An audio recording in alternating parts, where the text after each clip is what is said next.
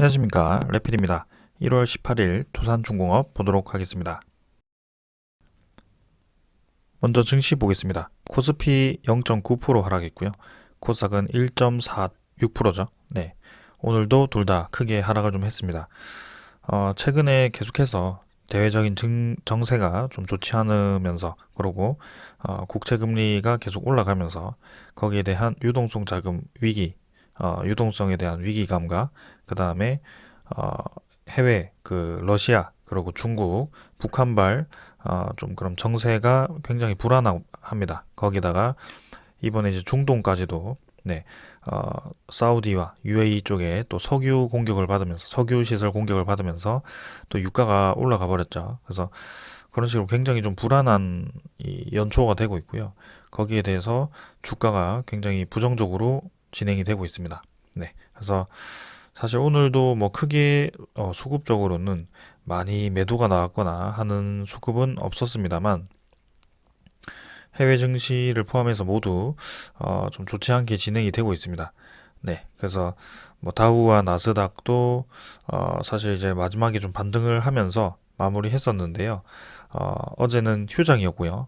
오늘도 시장이 별로 좋지 않은 것 같습니다. 그래서 지금 계속해서 이런 추세를 갔을 때는 어, 이 증시 전체가 좀 좋지 않은 방향으로 진행될 가능성이 크다라고 생각을 좀 하고 있고, 일단 2900포인트를, 네, 코스피는 하단을 깨버렸습니다. 그래서 그 이후로 또 이제 음봉이 나왔고요. 크게 음봉이 나왔고, 결국에는 이제, 네, 최후의 저점 라인 요 정도까지 지금 앞두고 있는 상황입니다.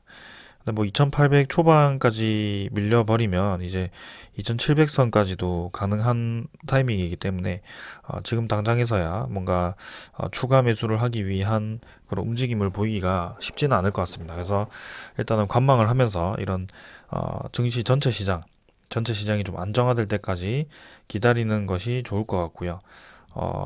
분명히 이런 악재들은, 네, 정세적으로 악재들은 좀 시간이 지나면 넘어가게 되어 있습니다. 그래서 네, 여기서 뭔가 글로벌 유동성이 아주 큰 문제가 생겨서 전체적인 시장이 폭락이 하는 것이 아니고, 어느 정도 이제 경계감을 가지면서 좀 그런 버블을 하나씩 터트리는 거죠. 그래서 거기에 대해서 좀 반응을 하는 거기 때문에 일단 천천히 지켜보는 게 좋을 것 같고요.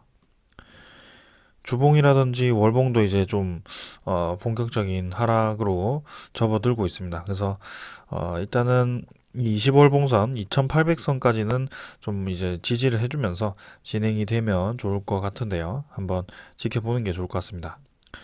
그래서 이제 오미크론에 대해서, 네, 좀 긍정적인 소식도 들리더라고요. 이제는 좀 항체가 다들 형성이 되면서 어느 정도 이제 대유행했던 국가들에 대해서 오미크론에 대한 확산세가 좀 멎어드는 그런 움직임도 보이고요. 네, 이제는 경기 회복에 대한 그런 기대감도 충분히 지금 있습니다. 근데 그런 이제 이 좋은 소식들이 어, 뭐 중국, 그다음에 뭐 러시아, 북한 요런 이제 좀 정치적인 아주 악재에 대해서 좀 가려진 것 뿐입니다. 그래서 최근에 이제 초음속인가요? 네. 어, 음속이 10배, 네. 음속이 10배에 대한 그런 탄도미사일을 지금 계속 발사를 좀 하고 있는데요. 러시아도 마찬가지고, 북한도 마찬가지고요. 그리고 미국과 이제 러시아, 중국, 이런 식으로 이제, 2대1의 대결이 될 가능성이 크다라는 얘기도 나오고 있고요. 우크라이나 침공이라든지, 대만 침공은 최근에 좀 조용해졌지만, 좀 이제 그런 계속 압박감이 좀, 들이오고 있습니다. 그래서 서서히 이제 코로나로부터 좀 다들 살만해지니까 또 뭔가 그런 야욕을 드러내면서 다시 한번 또 긴장감을 또 높여가는 것 같고요. 네, 거기에 대해서 이제 단기적인 그런 조정세가 좀 나오고 있습니다. 그래서 유동성 자금에 대한 그런 회수도 있는 구간이고, 거기다가 이런 악재까지 있다 보니까 좀 이제 부정적으로 움직이고 있습니다. 하지만 이런 것들은 그리 오래 가진 않을 것이다. 그래서 어느 정도 이제 주가에 반영이 되고 나면, 한번 이제 충격을 받고 나면 다시 한번 지지를 해주면서 충격을 완화시키는 그런 과정이 나올 것이다. 그때까지는 좀 숨죽이고 지켜보는 것이 좋을 것 같다라고 말씀을 좀 드리겠습니다. 그래서 오늘도 사실은 뭐 어제도 마찬가지고요. 뭐 크게 엄청나게 이 매도 물량이 나왔다. 기관과 외국인이 막 쏟아내면서 주가를 내렸다라고 보기는 어렵고요. 어느 정도 이제 매수 세력도 있고 매도 세력도 크게 많지는 않았지만 확실히 이제 받쳐주는 그런 힘이 약하다 보니까 좀 네. 뭔가 적은 매도량에도 좀 힘없이 떨어지는 뭐 그런 어, 완전 이제 투심이 굳어버린 거죠. 그래서 네, 그런 상황 때문에 이렇게 하락을 좀 하는 것 같고요. 이렇게 좀 힘없이 떨어진 하락분은 분명히 이제 그런 하락을 이 촉진한 그런 요인이 좀 잠잠해졌을 때는 다시 한번 올라갈 수 있는 그런 힘이 있기 때문에 크게 뭔가 걱정할 필요는 없을 것 같습니다. 자, 그 다음에 코스닥 지수고요. 코스닥 지수도 사실 바닥 라인까지 거의 다 떨어졌고요. 좀 더 떨어지면 이제 900포인트까지도 가능하다라고 말씀을 드렸고요. 지금 이제 한 번 이제 크게 떨어지는 그 패턴이 나왔거든요. 근데 반등이 좀 나와야 되는 구간인데 사실 이런 정세라든지 그런 걸 보았을 때는 지금 단기적으로는 좀 이제 급등을 바라보기에는 좀 어려운 그런 상황입니다. 그래서 한번 크게 한번 내리고 반발 매수로 이제 좀 올라가는 그런 과정을 기대할 가능성이 크고요. 그때는 이제 미국 증시라든지 그런 게 이제 반등을 해줬을 때 그냥 같이 뭐 기술적으로 좀 반등해주는 뭐 그런 움직임이 나올 것 같습니다. 지금 이제 그런 상황이 계속 반복되고 있고요. 지금 외국인과 기관도 사실 코스닥에서 크게 매도하지 않았지만 1.5%나 지금 하락을 좀 했고요.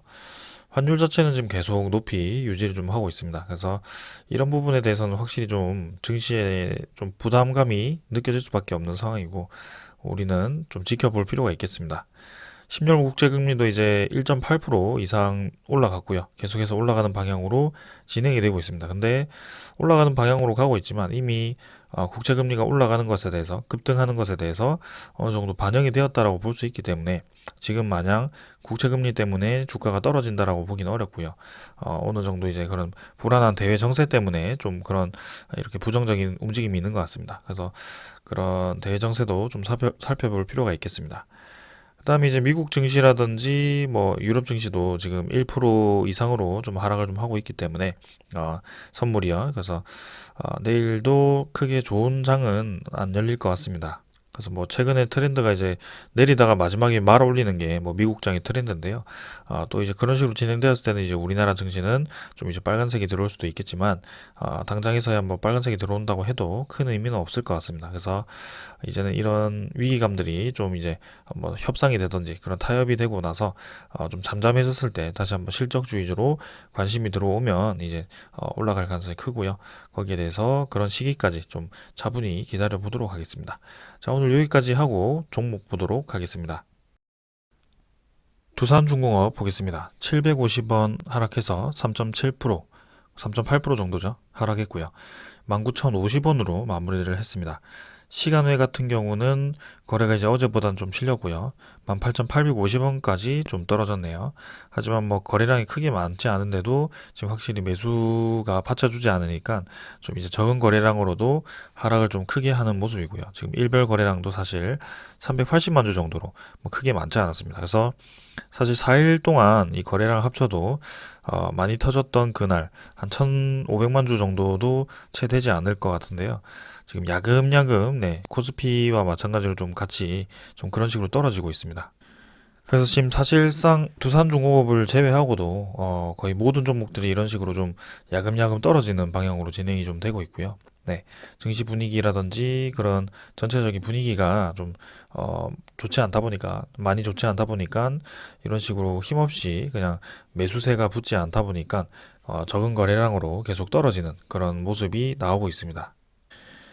그래서 증시가 좀 반등을 해주거나 아니면 이런 정세적으로 좀 위기감이 극복이 되었을 때는 이전에도 보시면은 이런 식으로 떨어질 때는 거래량을 뭐 크게 실지 않고 조금씩 야금야금 떨어뜨리다가 이제 조금 이제 거래량을 실으면서 그런 며칠 동안 떨어뜨린 것을 이제 한 번에 올리는 그런 패턴이 나오곤 했습니다. 그래서 이번에도 이제 그런 식으로 좀 진행이 되었으면 했는데 사실 이제 우리가 지지 라인이라고 좀 그어놨던 그 라인 자체가 오늘 좀 무너졌습니다. 그래서 19,400원 정도가 이 라인이 깨졌고요.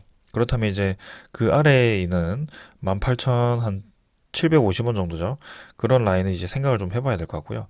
최후의 라인은 이제 241선 정도인데요. 지금 증시 분위기가 매우 좋지 않기 때문에 뭔가 또 패닉 세일이 나왔을 때는 이 241선까지도 좀 이제 잠깐 깼다가 올라올 거라고 좀 생각이 듭니다. 그래서 사실상 이제 유상증자 가격 결정을 앞두고 신주인수권 상장을 앞둔 상황인데, 그런 상황에서 이렇게 주가가 계속해서 떨어지게 된다면 사실 청약 입장에서도 좀 좋지 않은 영향을 미칠 수가 있습니다. 그래서 좀 좋은 소식이 나와야 되는데 지금 굉장히 시장 분위기가 좋지 않기 때문에 이런 식으로 좀 진행이 되고 있는 것 같고요. 일단은 그래도 241선은 좀 지켜주면서 진행이 되었으면 합니다. 그래서 내일 정도에서는 좀 반등이 있었으면 하고요. 이제 시장도 좀 반등을 해줘야 이 기술적으로라도 좀 반등을 해야 되는 시점이기 때문에 한번 기다려 보겠습니다.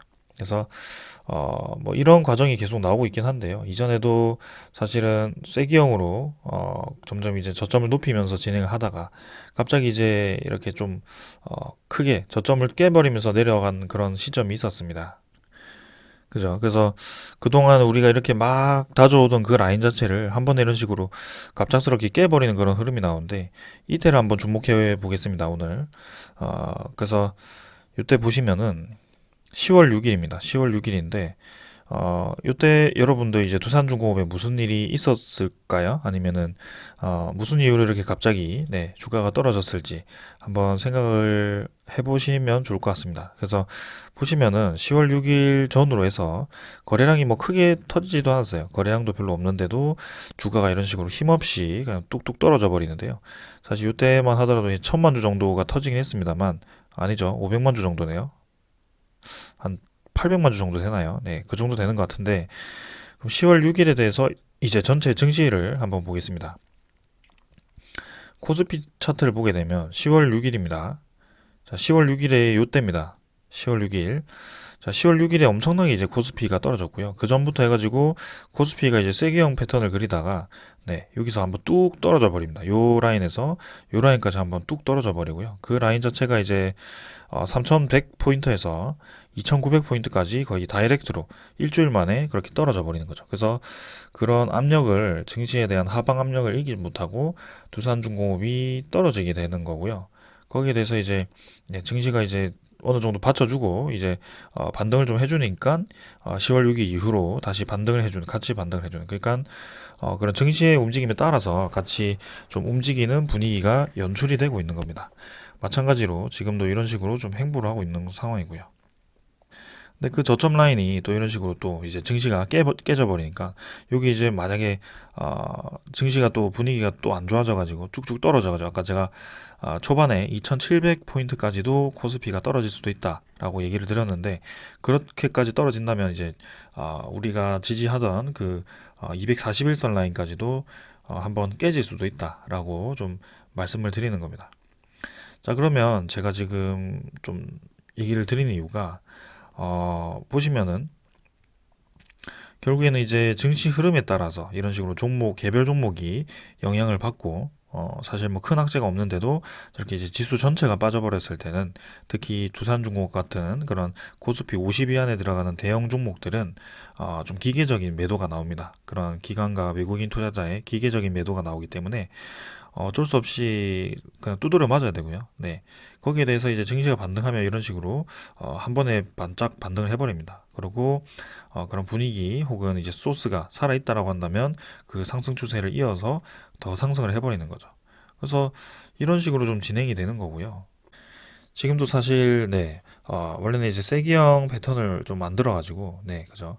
쐐기형 패턴을 만들어서 원래는 이제 올라가는 방향으로 좀 진행이 되어야 되는 그런 타이밍이긴 했습니다. 그래서 1월 21일부터 신주인수권이 상장이 되는데, 유상증자에 대한 신주인수권이 상장되는데, 그게 이제 가격대가 어느 정도 좀 좋게 형성이 되어야지 주주분들 입장에서도 충분히 이제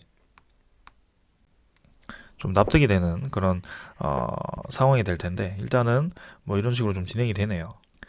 두산중공업이 이 쐐기형 패턴을 깬 이유가 이제 코스피에 대한 그런 큰 하락 때문이었고요. 이번에도 마찬가지로 증시 영향을 어느 정도 충분히 받았다, 거래량 없이 그냥 떨어져 버리는 것은 매수세도 특히 없는 것이고, 거기에 대해서 증시 전체적으로 좀 빠져버리다 보니까 이런 식으로 증시의 움직임과 비슷하게 지금 형성이 좀 되고 있다. 그래서 지금 뭐 주가가 좀 쭉쭉쭉 빠져가지고 사실 좀 상심하신 분들이 많을 거라고 생각을 합니다. 근데 오랫동안 이 종목을 지켜보았고, 그리고 오랫동안 시장을 좀 지켜본 결과, 사실 이런 뭐 거래량 없이 뭐 증시의 흐름대로 좀 빠지는 이런 하락분들은 사실 얼마든지 이후에 메워줄 수 있습니다. 뭐단 하루만에라도 이런 식으로 양봉이 터지면서 메워줄 수 있는 부분이기 때문에 사실 뭐 크게 걱정할 필요가 없다라고 계속 말씀을 드리는데요. 사실 뭐 이게 경험을 해보지 않고서는 와닿지가 않을 겁니다. 근데 한번 기다려 보시면 될 것 같고요.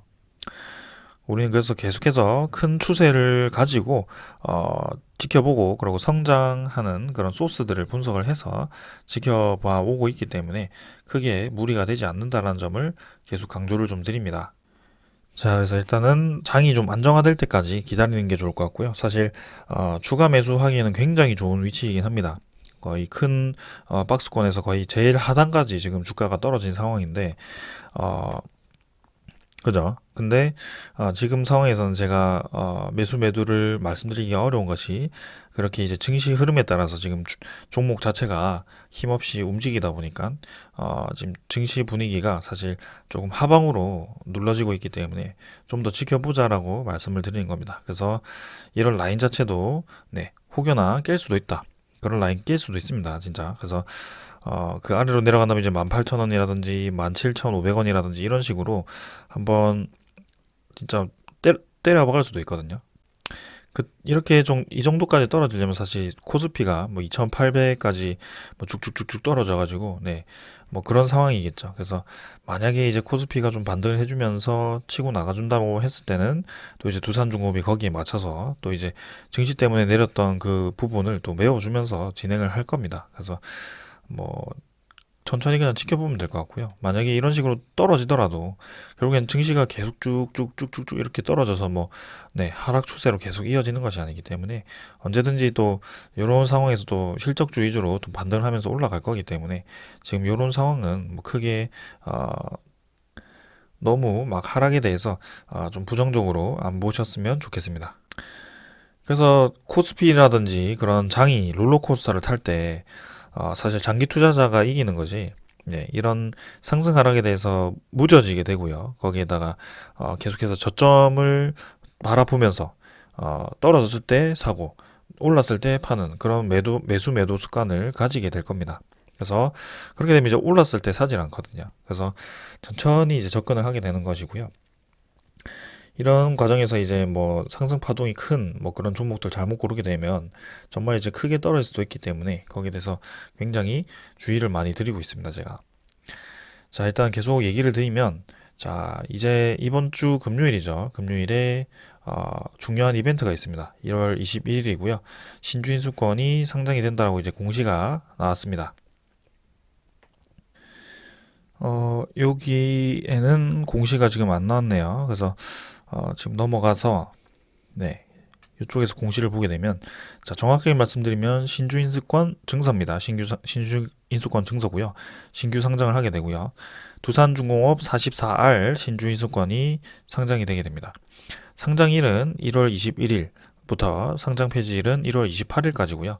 5거래일 동안 상장이 되기 때문에 주말 포함해서 이틀 포함해서 일주일 동안 상장이 되게 됩니다.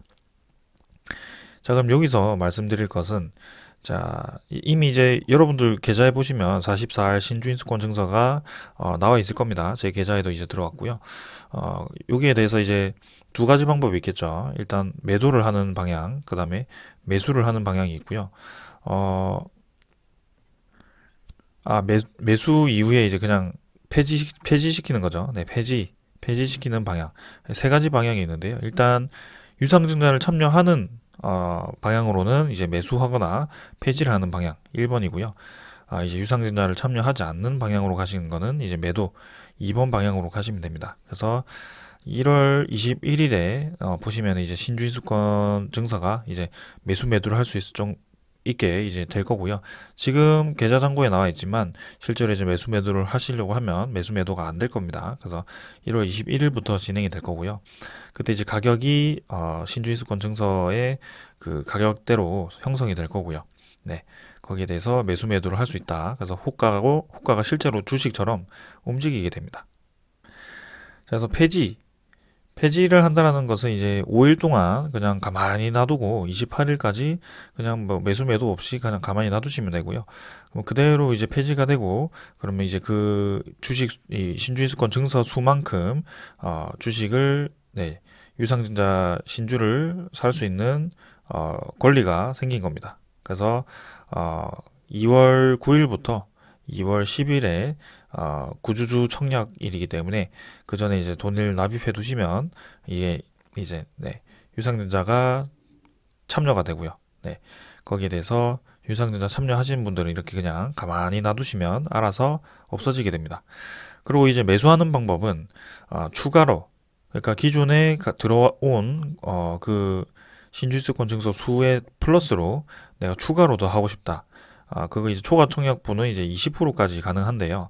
사실 이게 초과 청약을 신청했을 때도 그게 바로바로 되는 것이 아니고 어느 정도 이제 매수를 하고 또 이제 초과 청약률이라는 것이 있습니다. 그래서 추가로 이제 매수했을 때 만약 실권주들이 좀 많다면 초과 청약분 이 청약률이 이제 경쟁률이 떨어지겠죠. 그래서 거기에 대해서 이제 다 받으실 수 있겠지만 만약에 실권율이 많이 떨어지고 거기에 초과 청약률이 굉장히 높다면 초과 청약분을 다 받기는 어려울 겁니다. 그래서 그런 점이라는 거. 그래서 추가로 매수하시는 분들은 이제 이렇게 초과 청약을 추가로 더 하고 싶다. 두산중공업을 더 싸게 뭐 16,000원 정도에 더 매수를 하고 싶다라고 하신 분들은 그렇게 진행하면 될 것 같고요. 그 다음에 이제 매도 설명을 드리기 전에 매수를 하시면 이제 그거죠. 그 신주인수권 그죠? 신주인수권 증서 가격 플러스 이제 유상증자 납입 금액이 될 겁니다. 그래서 사실 이 두 개가 합쳐지는 거고요. 거기에 대해서 금액을 좀 생각을 하셔야 됩니다. 그래서 우리 일반 기존 주주분들은 그냥 유상증자 대금만 납입하면 되지만 추가로 더 청약을 하시는 분들은 이제 신주인수권 증서에 대한 그런 가격까지도 추가로 내야 되기 때문에 거기에 대해서도 생각을 좀 해야 된다는 점. 그 다음에 이제 매도는 이제 참여하지 않는 분들에 대해서 매도를 하라고 말씀드리는 거고요. 그래서 21일에서 28일까지 뭐 아무데나 매도를 해도 상관이 없습니다. 자, 그럼 매도를 하게 되는데 사실 이것도 이제 어느 정도 주가기 때문에 주가처럼 형성이 되기 때문에 21일에 이제 상장이 되었을 때 당연히 가격이 어느 정도 형성이 되어 있을 거예요. 기존 가격이 형성되어 있는데 유상증자 참여하지 않은 사람들이 이제 점점 28일로 갈수록 매도가 계속 나올 겁니다. 그죠? 거기에 대해서 점점 이제 이 신주인수권 증서가 28일로 갈수록 싸지게 되는 그런 경향이 있거든요. 그래서 사실 매도를 하시는 분들은 1월 21일이나 22일 뭐 그런 초반에 그죠? 22일, 23일은 이제 주말이니까 24일 뭐 이 정도 초반에 이제 매도를 하는 것이 사실 유리한 부분이 있고요. 만약에 매수를 하시는 분들에 대해서는 거의 마지막쯤에 싸게 매수할 수 있는 그런 가격이 형성이 될 겁니다. 그래서 이때 매수를 해서 추가로 청약 매수하실 분들은 그렇게 하시면 되고요. 그래서 이렇게 신주인수권 증서도 사실 뒤로 갈수록 좀 싸지는 경향이 있다. 그걸 참고해 두시면 좋을 것 같습니다. 자, 그럼 이제 이렇게 신주인수권 증서가 21일에 상장되는 것을 알았고요. 그 다음에 다시 한번 좀 이 공시를 살펴보면서 전체적인 그 일정을 살펴보도록 하겠습니다. 자, 이제 사실 정정이 좀 되었거든요. 그래서 다시 말씀을 드리면 정정 전에는 이제 5억 2,100만 주 기준으로 이렇게 형성이 좀 되었는데요. 정정 후는 5억 2,200만 주입니다. 그래서 거의 100만 주 가량이 늘었고요. 여기에 대해서는 이제 두산중공업의 그 1WR이라든지 2WR에 대한 그런 신주인수권 부사채가 이제 좀 본주로 상장이 되면서 그 유상증자 기준일 전에 상장이 추가로 되면서 거기에 대해서 이제 총 주식 수가 늘어난 것 같고요. 그래서 사실 총 발행 주식 수는 좀 정해져 있기 때문에 그 비율 자체가 이제 좀 줄어드는 거죠. 그래서 0.1269로 줄어들었습니다. 원래는 0.1272였는데요. 그래서 만약에 1000주를 가지고 계셨다면 여기 1000을 곱하면 이제 127주 플러스 0.216 뭐 이런 식으로 진행이 되었었는데 이제 정정이 되어가지고 126주 플러스 0.0097이죠. 그래서 이 소수점에 대해서는 그 가격 곱하셔가지고 그 현금만큼 이제 들어오게 됩니다. 납입이 되고요. 나머지 이제 126주에 대해서 신주인수권 증서가 상장이 되게 됩니다. 1000주를 가지고 계셨어요. 그래서 이 126주에 대해서 이제 만약에 뭐 2,000원, 3,000원에 대해서 3,000원이다. 신주수권 증서가 3,000원에 상장이 되었다. 그러면 126주를 매도를 하시면 그대로 이제 이 가격에 대해서 뭐 37만 원인가요? 네, 그 정도 이제 얻게 되시는 거고요. 그냥 이제 126주를 놔두시면 이제 상장 폐지가 되는데 그럼 이 37만 원을 손해 보는 것이냐? 그게 아니고요. 37만 원만큼 이제 두산중공업을 이 126주를 싸게 살 수 있는 권리가 생기는 거죠. 그래서 지금 주가가 19,000원이라고 했을 때 신주인수권 아니 그 유상증자 가격이 사실 16,000원 정도에 형성될 가능성이 큽니다. 그래서 이 갭 정도 3,000원 정도가 이제 이득을 볼 수 있는 그런 싸게 살 수 있는 권리가 생긴 거죠. 그렇게 생각하시면 됩니다. 그래서 사실 지금 매도를 하신다라는 것은 지금 내가 가지고 있는 두산중공업에 대한 그런 주가가 평단가가 권리락에 의해서 떨어졌기 때문에 손해로 뜨고 있는데 그 손해에 대해서 지금 이제 매도를 했을 때 그 손해에 대한 부분이 현금화되는 그런 방법이다. 그리고 유상증자에 대해서 참여하지 않는 방법이다. 그렇게 생각을 좀 하시면 되겠습니다. 자, 그리고 이제 비율은 이 정도로 설명을 좀 드리고요. 그 다음에 채무상환금은 뭐 그대로 6천억, 그 다음에 기타 자금 7,250억 이렇게 형성이 되고요. 여기에 대해서는 해상풍력, 수소터빈, 그죠? 그 다음에 SMR, 그 다음에 연료전지 이런 쪽으로 좀 진행을 하게 되고요. 7,200억 정도를 신규 R&D, 신사업에 대한 투자금을 확보를 해둔 상황이다. 그래서 올해는 사실 채무 상환이라든지 그런 그 신사업에 대한 그런 개발 비용을 많이 확보해 놓은 상황이기 때문에 사실 성장성을 확보를 한 상황이다라고 보시면 될 것 같은데요. 자, 그래서 아주 긍정적으로 바라보고 있습니다. 자, 그 다음에는 이제 예정 발행가가 16,000원. 여기는 이제 예정 발행가인데 확정 예정일이 2월 7일이죠. 그래서 사실은 그 또 산술 평균을 해가지고요. 또 그런 과정을 거쳐서 2차 발행가액을 정하고 그 다음에 마지막 기산일로 해서 또 이제 그 가격을 또 결정하게 됩니다. 그래서 또 ABC를 비교해가지고 결정하기 때문에 사실 그 가격에 영향을 미치는 날짜는 2월 3일, 2월 4일, 2월 7일 정도가 되고요.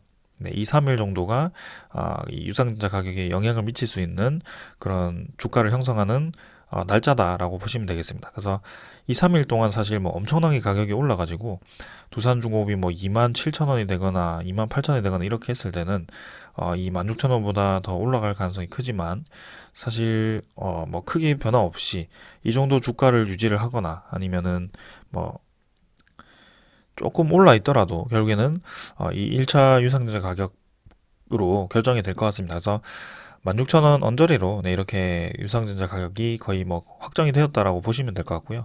그래서 투자 금액도 이 정도로 잘 진행이 될 거라고 생각을 좀 합니다.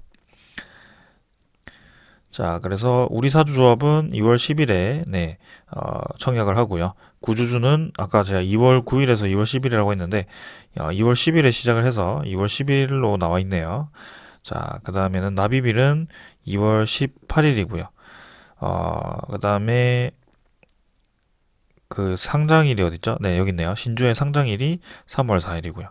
그래서 이 3월 4일에 이제 신주가 8,200만 주가 상장이 되고 거기에 대해서 2월 그 유상증자 가격 결정 이후에 좀 조정기가 있을 수 있다라고 말씀드렸죠. 그래서 그런 식으로 진행하면 되고요. 2차 발행가액, 확정 발행가액 산출 근거는 좀 이따가 2월 초 정도에 제가 다시 한번 좀 자세하게 다루도록 하겠습니다. 그래서 지금은 뭐 크게 중요한 게 아니기 때문에 넘어가도록 하고요. 자, 그래서 오늘도 이 정도로 좀 서론이 좀 길었습니다. 근데 지금 이런 하락도 아까 말씀드렸지만 뭐 크기의 두산중공업이 문제가 있어서 떨어지는 것이 아니다. 그래서 이때까지 우리가 분석해왔던 것을 모두 좀 부정적으로 생각할 만큼 그렇게 걱정하실 필요가 없다라고 말씀을 다시 한번 드리겠습니다. 사실 이 원전을 포함해서 모두 이제 증시가 모두 너무 안 좋다 보니까 지금 이런 식으로 좀 진행이 되고 있고요. 좀 아쉽습니다. 아무튼 자, 그 다음에 이제 두산중공업의 공매도 잔고를 확인을 좀 해보겠습니다. 자, 오늘도 이제 100만 주 정도가 거래가 되었고요. 사실 거래량 대비 또 30% 정도가 이 공매도 잔고로 나왔습니다. 그래서 지금 4일 연속 지금 100만 주 정도로 100만 주 이상으로 지금 공매도 거래가 되고 있고요. 또다시 업택률 예외가 이제 더 많은 그런 날이었습니다. 사실 1WR 워런트에 대해서 이제 이런 업택률 예외가 생겨서 그런 상장 주식에 대해서 이렇게 공매도를 미리 이제 현물 주식을 매도를 하는 그런 방법으로 이렇게 공매도를 때릴 수 있다라고 말씀을 드렸고요. 거기에 대해서 이렇게 진행을 하는 것으로 이해를 좀 했고, 평소에는 이제 이 업특률 적용하는 공매도가 대부분입니다. 그래서 이런 상황은 굉장히 특이한 상황 때 나오기 때문에, 여기에 대해서 우리가 뭐 지금 두산중공업이 공매도를 때려서 엄청나게 주가가 떨어진다라고 이해하기보다는 사실 이제 어떤 특정한 상황에 대해서 이렇게 공매도가 늘어났다, 거래가 활발해졌다라고 좀 이해를 하는 게 맞다라고 생각을 합니다. 그래서 사실 공매도 잔고도 좀 많이 늘었지만 이런 워런트 상장 때문에 또 이제 그 신주 상장과 좀 교환이 되었다면 아무래도 감소하는 날짜가 이제 곧 나올 거라고 저는 생각을 하고요.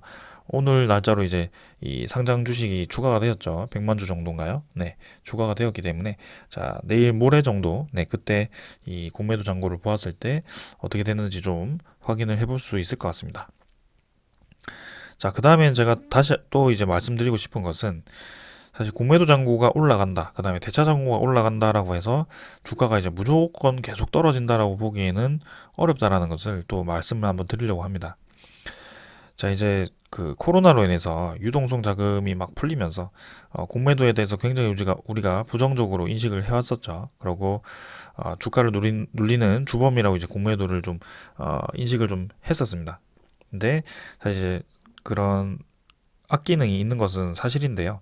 이 두산중공업에 있어서도 이제 주가를 눌리기는 하겠지만, 하지만 굉장히 특이하게 지금 공매도가 사용되는 종목 중에 하나다라는 것을 또 말씀을 드리려고 합니다. 자, 그래서 이때도 보시면 이제 작년 5월 달이고요. 이때 이제 공매도가 이제 풀리기 시작했죠. 그래서 공매도 거래가 재개되면서 이제 재개되자마자 이렇게 공매도가 막 이제 늘어나기 시작하는데요. 네, 이때부터 이제 공매도를 막 쌓아갑니다. 그래서 5월달, 6월달, 그다음에 6월달에도 계속 늘리고 7월달에도 늘려가지고 이제 6월 30일 기준으로 1,700만 주까지 공매도 잔고가 늘어나게 됩니다. 자, 그럼 5월달부터 7월달까지 이 두산중공업에 대한 주가가 어떻게 형성이 되었는지 한번 살펴보도록 하겠습니다. 보시면은 네, 5월 3일부터였죠. 아까 5월 3일부터 5월 3일이 여기네요. 5월 3일 여기입니다. 그래서 5월 3일이 요때네요. 그래서 공매도 거래되고부터 사실 떨어지긴 했어요. 일시적으로 좀 떨어지긴 했는데 그 뒤로부터 이런 식으로 네, 쭉 이제 올라가면서 6월 30일까지 6월 30일이 어딘가요? 6월 30일이 네, 여기네요. 그래서 6월 30일까지 여기까지 여기서 여기까지 올라갔습니다. 그래서 사실상 주가가 지금 2배 정도가 뛰었고요. 그런 올라가는 와중에 계속해서 공매도를 때렸다는 거죠. 네. 그래서 공매도도 사실은 어느 정도 이제 그런 뭐라고 하죠? 평단가라고 생각하시면 될 것 같고요. 공매도 세력 입장에서도 올라가는 중에 계속 공매도를 때리는 것이 결국에는 이제 주가를 떨어진다. 그러니까 주가가 한번 올랐을 때 떨어지는 과정을 생각하고 우리가 저점 매수를 하듯이 공매도도 고점 공매도를 계속 이제 올라갈수록 하는 거죠. 그런 식으로 좀 생각하시면 될 것 같고요. 아무튼 결론적으로는 대차 잔고와 공매도 잔고가 올라가는 와중에도 이렇게 주가가 올라가는 과정이 있었고, 네, 충분히 지금 그 공매도 잔고를 계속 쌓아감에도 주가는 어느 정도 유지가 되었었다라고 보시면 됩니다. 자, 그래서 특이사항이 하나 있는데요. 이렇게 이제 공매도 잔고가 뭐 그렇게 고점을 찍고 조금 떨어지더라도 다시 이제 올라갔다가 떨어졌다가 올라갔다가 이제 반복을 합니다. 그러다가 갑자기 이제 요때 7월 21일에 공매도 잔고가 1000만 주 정도가 감소를 하게 됩니다. 굉장히 특이한 상황이죠. 그래서 요때 이제 공매도 거래가 상당히 많았고요. 요때도 그 전도 그렇고요. 그럼 7월 21일이 무슨 날이냐? 합병 신주가 상장되는 날이었습니다. 그래서 두산인프라코아를 매각하고 그 사업부에 대한 그죠? 사업부에 대한 그 부분이 두산바퀴스에 대한 투자 부분이었죠. 네, 그 부분이 이제 이렇게 두산중공업 주식으로 변환이 되어서 상장이 되는 그 날이었고요. 그 상장이 되는 순간 이렇게 공매도 잔고가 1000만 주가 감소를 했습니다. 그래서 제가 이전에도 신주 상장이 이제 3월 4일이죠. 이번 달 아니, 다다음 달인데요. 3월 4일 이제 1월 말이니까 사실 뭐 설 지나고 한 달 정도 남았다고 보시면 될 것 같고요. 3월 4일 저 때를 주목을 하라고 하는 것이 또 이런 과정이 나올 가능성이 크다라고 저는 생각을 좀 하고 있습니다. 그래서 이때도 이제 1,500만 주, 뭐 1,700만 주 이런 식으로 공매도 잔고를 늘려 놓았다가 한 번에 이렇게 상환을 시키면서 결국에는 이런 식으로 진행을 하는 거죠. 선제적으로 공매도를 때리는 겁니다. 그 신주 상장 물량에 대해서. 그러니까 이게 굉장히 특이한 방법이고요. 저도 사실 뭐 공매도 청약 금지 기간이 있고 뭐 그런데 정확하게 무슨 편법을 쓰는 것인지 알 수는 없습니다. 근데 전체적인 그림을 보았을 때는 외국인 투자자, 특히 외국인 투자자가 저런 식으로 네, 대량 상환을 하는 것을 제가 보았기 때문에 공매도에 대해서 크게 걱정하지 않고 지금 주가 하락에 대해서도 크게 걱정을 하지 않는다는 겁니다. 왜냐하면 우리가 두산중공업에 대해서 아주 잘 나가고 있고 지금 사업이 잘 진행되고 있다는 것을 재무 개선이 잘 진행되고 있다는 것을 계속 지켜보고 있는데 그거를 한 번에 이제 이런 하락으로 의심을 해버리면 안 되는 거죠. 그죠? 그래서 그렇게 좀 말씀을 드리고요. 대차 잔고도 네, 오늘 많이 늘었습니다. 많이 늘었는데 마찬가지입니다. 공매도 잔고와 대차 잔고 마찬가지고요. 이것도 한번 볼까요? 대차 잔고도 한번 보겠습니다. 일단 5,600만 주까지 오늘도 늘었고요. 최근에 이 4일 동안 굉장히 많이 늘었습니다. 근데 자, 이전에도 이 사례가 좀 있습니다. 보시면은 2월부터 한번 볼까요? 여기 이제 6개월밖에 안 돼가지고요.